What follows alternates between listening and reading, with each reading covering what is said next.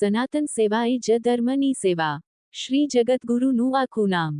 શ્રી 1008 પરિવ્રાજકાચાર્ય ક્ષોત્રિય બ્રહ્મનિષ્ઠ જગતગુરુ સ્વામી વીરભદ્રનંદગીરી મહારાજ અનંત શ્રી વિભૂષિત પૂજ્યપાદ મામા સરકાર.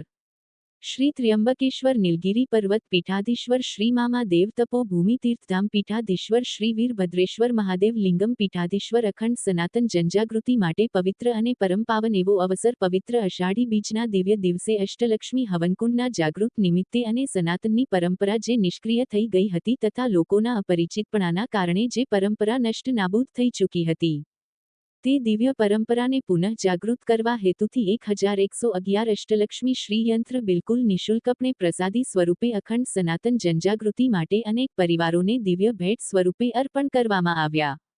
સાથે સાથે માત્ર ધૂપ, દીવા અને અગરબત્તીથી જ નહીં, પરંતુ અત્યારે જે ઘરમાં લક્ષ્મી સ્વરૂપે આવેલી દીકરીઓ છે, જે શ્રદ્ધા અને ભાવપૂર્વક તુલસી માતાની પૂજા, સૂર્યદેવની પૂજા, ઉમરાની પૂજા અને કુળદેવીની પૂજા નથી કરતા, જેના લીધે કકળાટ, કંકાસ અને અશાંતિનો ગ્રહ પ્રવેશ થઈ જાય છે.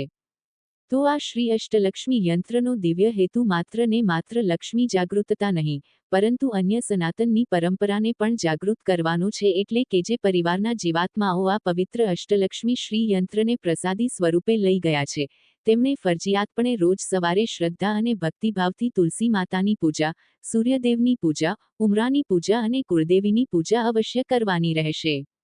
તો જ આ યંત્રની અંદર રહેલી દિવ્ય જાગૃતતાની એકાગ્રતા અને ચૈતન્ય શક્તિ સતત વધતી રહેશે.